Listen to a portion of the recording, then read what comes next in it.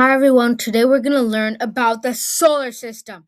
The sun is a giant ball of hot gas that gives Earth its light and heat.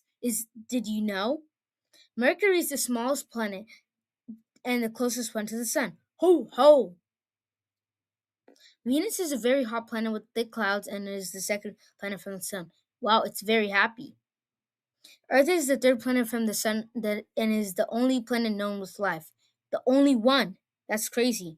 Mars is a dusty red planet and the fourth planet from the sun. Woo. Jupiter is the biggest planet in the solar system and is mostly made out of gas. Woo. Saturn is a big green planet made of gas, very cold and windy.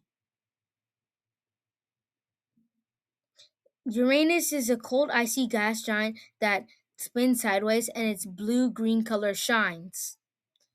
Neptune is the farthest windy blue planet with strongest storms and fast winds.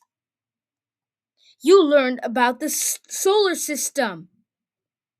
That's great. So then, bye everyone. See you in our next video.